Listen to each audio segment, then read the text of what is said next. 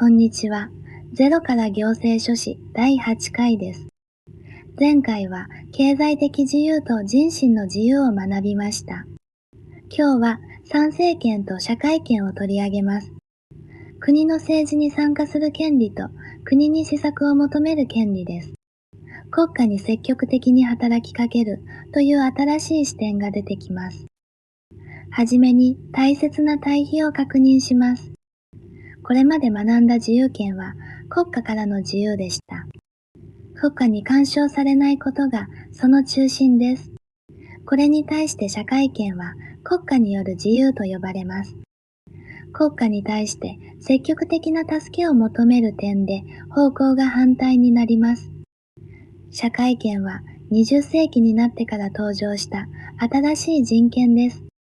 貧富の差が広がる中で弱い立場の人を守るために生まれます。まず、参政権です。参政権は国民が政治に参加するための権利です。選挙で投票する選挙権と立候補する被選挙権が中心です。憲法は公務員を選び、また辞めさせることは国民の権利だとしています。これは国民主権を具体的に実現するための権利と言えます。そして普通選挙、平等選挙、秘密投票が保障されています。選挙の基本原則をもう少し見ておきましょう。普通選挙は財産や性別などで選挙権を差別しない原則です。平等選挙は一人一票でその価値も平等であることを求めます。秘密投票は誰に投票したかを他人に知られない原則です。自由な意思で投票できるよう投票の秘密が守られます。これらは公正な選挙を支える大切なルールです。次に社会権の中心である生存権です。憲法第25条は生存権を定めています。その内容は健康で文化的な最低限度の生活を営む権利です。そして国は社会保障や公衆衛生の向上に努めるとされています。生活保護などの制度はこの生存権を具体化したものです。人が人らしく生きることを国が支えるという考え方です。生存権についてはその法的な性格が議論されてきました。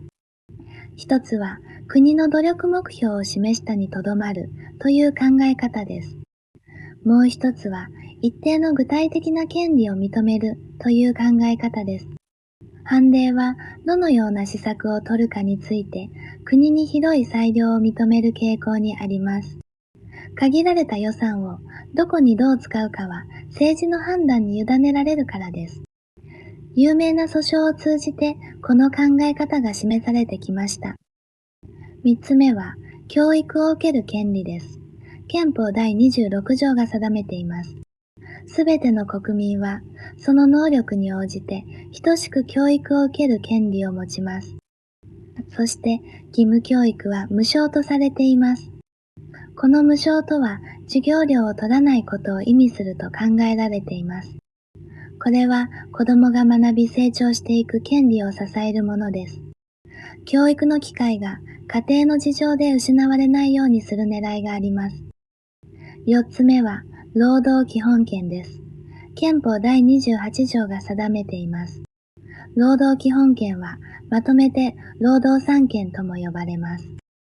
一つ目は団結権で労働組合を作る権利です。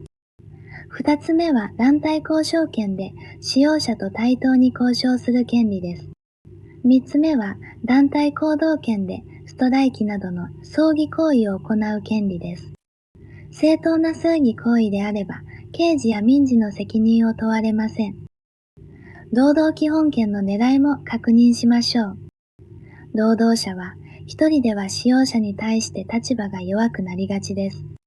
そこで団結して交渉できるようにし、対等な立場に近づけます。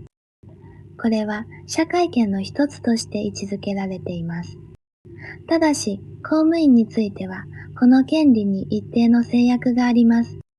仕事の公共性が高いため、争議行為などが制限されるのです。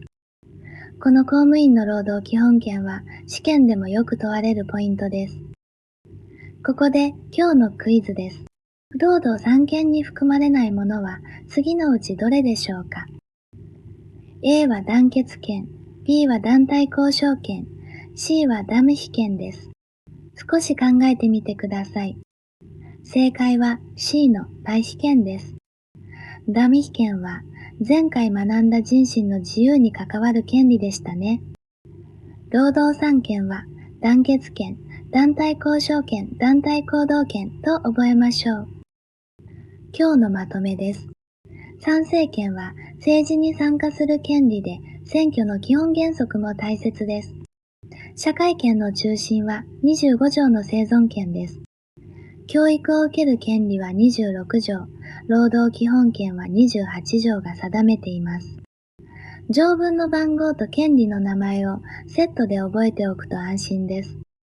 自由権とは求める方向が反対になるという点を押さえておきましょう。次回は憲法の第6回国会です。国権の最高機関としての国会や衆議院と参議院の関係を学びます。法律ができるまでの流れも整理していきます。この動画が役に立ったら、高評価とチャンネル登録で応援してください。それでは次回またお会いしましょう。